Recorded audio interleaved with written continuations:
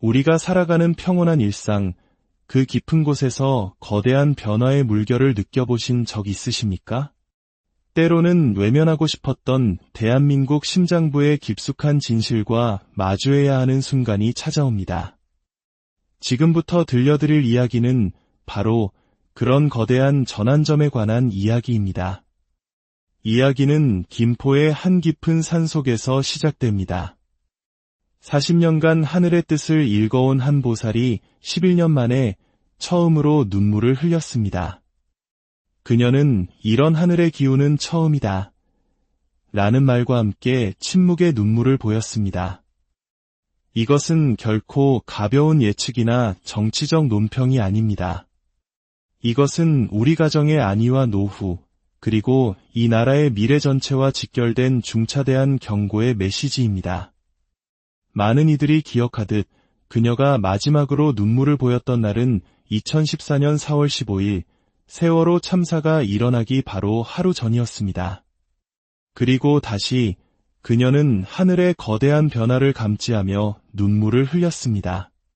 하늘이 마지막 패를 준비하고 있으며 이것은 단 한 사람의 문제가 아닌 대한민국 전체가 중대한 갈림길에 서게 될 것이라는 경고였습니다. 그녀는 앞으로 3가지 징조가 모두 나타나면 대한민국의 운명이 크게 요동칠 것이라 말했습니다. 첫째, 젊은 세대 여론의 극적인 반전. 둘째, 가장 믿었던 측근의 배신과 예상치 못한 동맹의 출현. 셋째, 가장 가까운 가족 내부에서부터 터져나오는 결단의 목소리.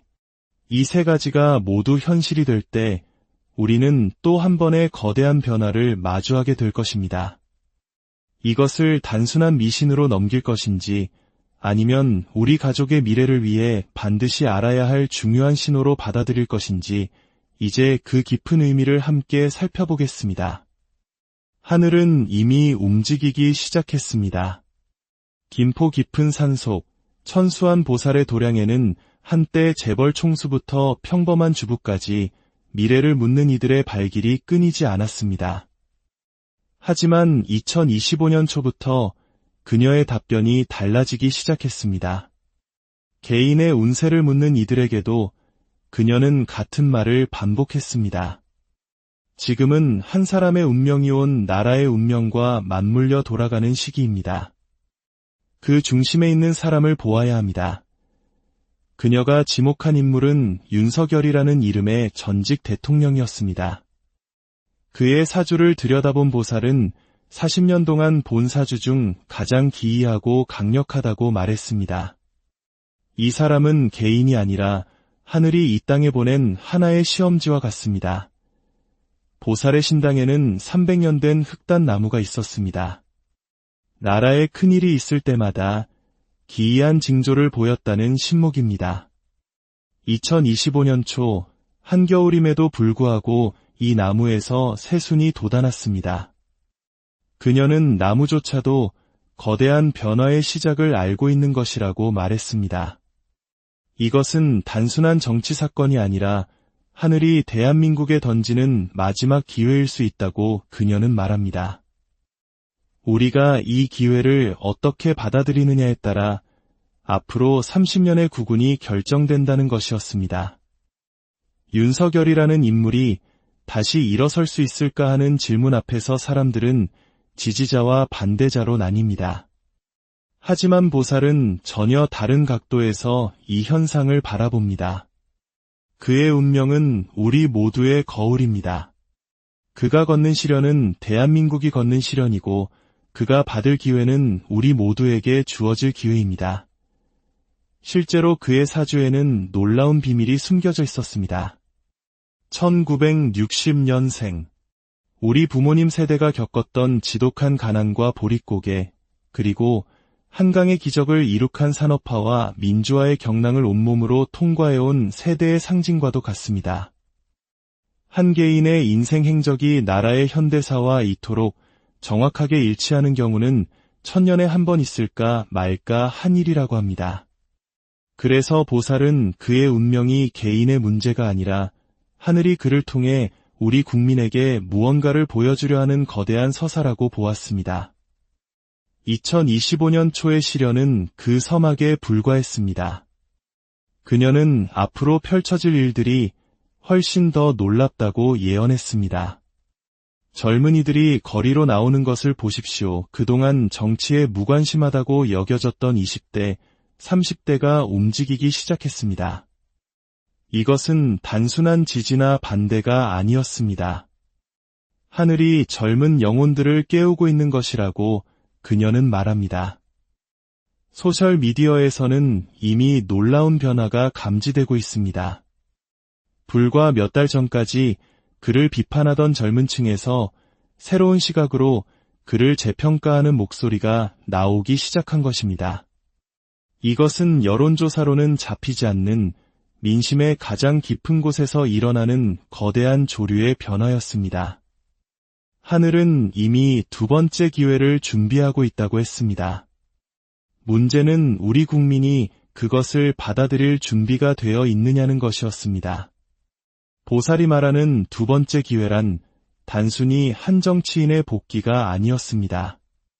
그것은 대한민국이 분열과 갈등의 시대를 끝내고 새로운 부흥으로 나아갈 수 있는 마지막 기회였습니다. 하지만 그의 사주에는 강력한 운만큼이나 치명적인 약점이 함께 존재했습니다. 바로 천운과 인복의 극단적인 대조였습니다. 그의 팔자를 보면 하늘이 직접 선택한 사람처럼 천운, 즉 하늘의 운이 유난히 강하다고 합니다. 실제로 그의 인생을 돌아보면 늘 절체절명의 순간에 기적 같은 반전이 있었습니다. 검사 시절의 위기, 정치 입문 후의 시련, 그리고 최근의 고난까지 모두가 끝이라고 생각했을 때 하늘은 늘 그에게 새로운 길을 열어주었습니다. 보살은 올해 가을, 음력 8월과 9월 사이에 그의 천운이 다시 한번 크게 발동할 것이라고 확신의 찬 목소리로 말했습니다. 하늘은 아직 그를 포기하지 않았다는 것입니다. 그러나 치명적인 문제가 있었습니다. 바로 인복, 즉 사람 복이 없다는 것이었습니다. 충성스러운 참모, 믿을 수 있는 동료, 진심으로 돕는 조력자가 주변에 있어야 큰일을 이룰 수 있는데 그의 팔자에는 이것이 텅 비어 있었습니다. 보살은 산속의 홀로 우뚝 솟은 소나무를 가리키며 말했습니다. 저 나무처럼 그는 늘 혼자였습니다. 주변에 사람은 많았지만 진짜 그의 편은 없었습니다. 이것이 그가 최고의 자리에 오르고도 뜻을 제대로 펼치지 못한 근본적인 이유였다는 것입니다. 가장 믿었던 측근들은 중요한 순간에 등을 돌렸고 충성을 맹세했던 이들은 자신의 이익을 먼저 챙겼습니다. 인복이 없는 사람의 숙명은 늘 배신당하고 늘 혼자 싸워야 하는 것이라고 보살은 안타까워했습니다. 그런데 이 모든 고난에 깊은 의미가 숨어 있다고 했습니다. 불교에서는 이것을 업의 소멸이라 부릅니다. 큰 그릇이 되려면 먼저 그릇을 깨끗이 비워야 하는 법입니다. 지금 그가 겪는 모든 시련은 과거의 업을 태우고 불순물을 걸러내어 더 순수한 그릇으로 거듭나는 과정이라는 설명이었습니다. 고통스럽겠지만 이것은 끝이 아니라 새로운 시작을 위한 준비였습니다. 하지만 이 모든 고독과 시련의 길에서 그의 곁을 지키는 단 한 사람이 있었습니다. 많은 이들이 그녀를 비난했지만 사실 그녀야말로 하늘이 그에게 보낸 유일한 인복이자 인연이었습니다. 바로 김건희 여사입니다. 보살이 본 두 사람의 인연은 평범한 부부의 연을 넘어섰습니다. 김건희라는 여인의 기운을 보면 참으로 특이합니다. 여자의 몸에 장군의 기운이 가득합니다. 강하고 주도적이며 때로는 공격적이기까지 합니다. 그녀는 단순한 아내가 아니라 하늘이 그의 텅 빈 인복을 채우기 위해 보낸 유일한 동반자라고 했습니다. 사람들은 그녀가 너무 나서고 화려하며 논란의 중심에 선다고 비판하지만 보살의 시각은 달랐습니다. 그녀의 그 강한 기운이 없었다면 그는 진작에 무너졌을 것입니다. 사람들은 모르지만 그녀가 그의 등 뒤에서 얼마나 많은 화살을 대신 맞아왔는지 모릅니다. 실제로 그녀의 사주는 태생적으로 남편을 지키는 방패의 역할을 하도록 태어났다고 합니다. 남편이 받을 공격을 대신 받고 남편이 져야 할 짐을 나누어 지는 운명. 하지만 방패는 때로 칼이 되기도 합니다. 적을 막으려다 오히려 더 큰 적을 만드는 양날의 검과 같은 존재. 이것이 그녀가 늘 논란의 중심에 서는 이유이며 두 사람이 함께 짊어져야 할 어피라고 했습니다. 보살은 단호하게 말했습니다. 이 두 사람은 절대 헤어지지 않습니다. 아니, 헤어질 수가 없습니다. 그들의 인연은 이 생에서 시작된 것이 아니라 전생부터 이어진 깊은 어변으로 묶여있기 때문입니다. 그리고 이 부부의 관계는 지금 우리 사회에 중요한 메시지를 던지고 있습니다. 원칙적이고 고지식한 남자와 자유롭고 화려한 여자. 너무나 다른 두 사람이 만나 서로의 부족함을 채워주며 함께합니다. 이것이야말로 극심한 분열로 고통받는 대한민국의 하늘이 보여주는 화합의 메시지일지도 모릅니다. 보살은 앞으로 김건희 여사의 역할이 더욱 중요해질 것이라 예언했습니다. 그녀가 화려함을 내려놓고 진정한 내조의 길로 들어서는 순간 기적이 시작될 것이며 그 시기가 머지않았다고 했습니다. 왜냐하면 하늘은 곧 이 땅에 거대한 시련을 준비하고 있기 때문입니다. 다가오는 가을, 9월과 10월 사이, 이 땅에 큰 시련이 닥칠 것이라고 보살의 목소리는 떨렸습니다. 경제가 뿌리째 흔들릴 수도 있고 자연이 분노할 수도 있으며 어쩌면 외부의 위협이 닥칠 수도 있다고 했습니다. 그 형태는 알 수 없지만 그 규모는 전례 없을 것이라고 경고했습니다. 하지만 보살은 위기를 다르게 해석했습니다. 큰 비가 온 뒤에야 무지개가 뜹니다. 이번 위기는 끝이 아니라 새로운 시작을 위한 하늘의 준비 과정이라는 것입니다. 역사를 돌아보면 늘 그랬습니다. 나라가 가장 어려울 때 새로운 지도자가 나타났고 절망의 끝에서 희망이 싹 텄습니다. 사람들은 평화로울 때는 변화를 원치 않지만 거센 폭풍이 몰아치면 비로소 진짜 선장을 찾게 됩니다. 다가올 위기는 오히려 윤석열이라는 인물에게는 마지막 기회가 될 것이라고 했습니다. 위기의 순간 사람들은 강하고 원칙적인 지도자를 다시 떠올리게 될 것이라는 예언이었습니다. 그리고 이 모든 것을 관통하는 또 하나의 거대한 예언이 우리 민족에게 전해져 내려오고 있습니다. 바로 조선시대부터 비밀리에 전수된 예언서 정감록입니다. 정감록은 낡은 시대가 무너지고 새로운 시대가 열리는 우주적 분기점에 대해 이야기합니다. 그리고 놀랍게도 그 시기는 여러 영적 체험을 한 이들의 증언과 일치하며 바로 지금 이 시기를 가리키고 있습니다. 정감록은 이 거대한 변화의 중심에 우리가 찾아야 할 특별한 인물, 바로 성군, 즉 빛의 아이가 있다고 말합니다. 사람들이 그토록 기다리는 그 지도자가 이미 우리 곁에 와 있다면 어떨까요? 지금 이 순간에도 여러분의 동네 시장에서, 버스 정류장에서, 아파트 엘리베이터에서 스쳐 지나가고 있을지도 모릅니다. 정감록이 그리는 성군은 화려한 학벌이나 막대한 재산, 높은 권력을 가진 사람이 아닙니다. 오직 마음의 빛, 그 내면의 빛만이 그를 증명합니다. 정직함, 보편적 사랑, 흔들리지 않는 정의감, 그리고 희생정신. 이 네 가지 덕목을 갖춘 사람입니다. 성군은 거창한 선언을 하며 나타나지 않습니다. 매일의 작은 선택 속에서 조용하지만 진실한 행동으로 사람들의 마음을 움직입니다. 어쩌면 지금 이 영상을 보고 있는 당신 자신이 누군가에게는 그런 성군일 수도 있습니다. 하지만 정감록은 성군이 나타나기 전 우리 사회가 반드시 세 가지 거대한 시련, 즉 산고를 겪게 될 것이라고 경고했습니다. 첫 번째 재앙은 불신입니다.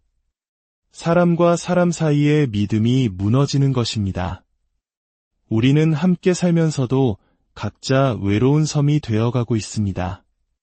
두 번째 재앙은 보이지 않는 굶주림입니다. 배는 부르지만 영혼은 굶주려 있습니다. 물질적으로는 풍요롭지만 가슴속은 텅 비어있는 영혼의 기근입니다. 세 번째 재앙은 내면의 전쟁입니다. 소셜미디어 속타인의 삶과 자신을 비교하며 스스로를 공격하고 끝없는 자기 자신과의 싸움으로 지쳐갑니다. 이 세 가지 재앙은 서로 맞물려 우리 사회를 더 깊은 어둠으로 끌어들이는 것처럼 보입니다. 하지만 정감록의 지혜는 바로 여기에 있습니다. 이 모든 고통은 파괴가 아니라 새로운 탄생을 위한 진통이라는 것입니다. 낡은 것이 무너져야 새로운 것이 들어설 자리가 생깁니다. 진통이 가장 심할 때가 바로 아기가 태어나기 직전인 것처럼 지금의 혼란은 더 나은 미래를 위한 준비 과정입니다. 그렇다면 이 어두운 터널을 지나 우리를 기다리는 십승지, 즉 안전한 피난처는 어디에 있을까요? 많은 이들이 지리산이나 계룡산 같은 특정 장소를 찾아 헤맸지만 정감록이 말하는 진짜 십승지는 지리적 장소가 아니었습니다. 그것은 바로 우리 마음의 상태였습니다. 세상이 아무리 혼란스러워도 흔들리지 않는 내면의 평화, 자연과의 교감을 통해 얻는 고요한 영혼, 그리고 이웃과 손잡고 만들어가는 조화로운 공동체. 이것이 바로 진정한 십승지입니다. 그리고 정감록은 마지막 비밀을 이야기합니다. 이 십승지를 찾은 사람들 중에서 정시성을 가진 위로운 자가 나타나 세상을 구원한다는 것입니다. 수백 년 동안 사람들은 특정 성씨를 가진 구원자를 기다렸습니다. 하지만 한 노학자는 임종 직전 이런 말을 남겼습니다. 정씨는 성씨가 아니라 정의로움 그 자체다. 그렇습니다. 정감록이 말하는 지도자는 특정 가문에서 태어나는 것이 아니라 바르고 정의로운 사람이라면 누구든 될 수 있다는 심오한 메시지를 담고 있었던 것입니다. 부정을 보고 침묵하지 않는 용기, 약자의 손을 잡아주는 따뜻함, 작은 거짓말이라도 하지 않으려는 정직함. 이 모든 선택이 우리를 의로운 자로 만듭니다. 이제 모든 예언의 조각들이 하나로 모아집니다. 김포 보살이 본 한 지도자의 실현과 부활, 그리고 정감록이 예언한 우리 모두가 겪어야 할 시대의 산고와 희망. 이 모든 것은 하나의 거대한 그림을 그리고 있습니다. 한 사람의 운명은 거울이 되어 우리에게 희망을 보여줄 것입니다. 넘어진 자리에서 다시 일어서는 것, 실패를 딛고 더 크게 성공하는 것. 이것이야말로 온갖 시련을 이겨낸 우리 한민족의 정신 그 자체이기 때문입니다. 하지만 이 모든 기적에는 조건이 있습니다. 바로 우리 각자의 선택입니다. 두 갈래 길이 우리 앞에 놓여 있습니다. 증오와 분열의 길을 계속 걸을 것인가, 아니면 이해와 화합의 길을 선택할 것인가. 선택은 거창한 것이 아닙니다. 매일의 삶 속에서 시작됩니다. 이웃과 따뜻한 인사를 나누고 다른 의견도 존중하며 들어보고 함께 일하는 동료를 격려하는 작은 행동. 이런 작은 씨앗들이 모여 큰 숲을 이룹니다.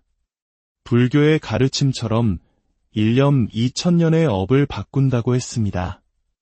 지금 우리가 품는 생각 하나가 개인의 운명뿐 아니라 나라의 운명까지도 바꿀 수 있습니다. 오늘의 이야기가 여러분의 마음에 작은 울림을 주었다면 저희의 여정에 동참하여 이 희망의 메시지를 널리 퍼뜨려 주십시오. 여러분의 공유와 좋아요 하나하나가 모여 세상을 밝히는 또 하나의 작은 빛이 될 것입니다. 시간이 얼마 남지 않았습니다. 가을이 오면 모든 것이 분명해질 것입니다. 하늘이 준비한 시험에 우리가 어떻게 응답하느냐에 따라 대한민국의 미래가 결정됩니다. 두려워하지 마십시오. 하늘은 이미 길을 열어 놓았습니다. 우리는 그저 용기를 내어 그 길을 함께 걸어가기만 하면 됩니다. 하늘의 때가 왔습니다. 이제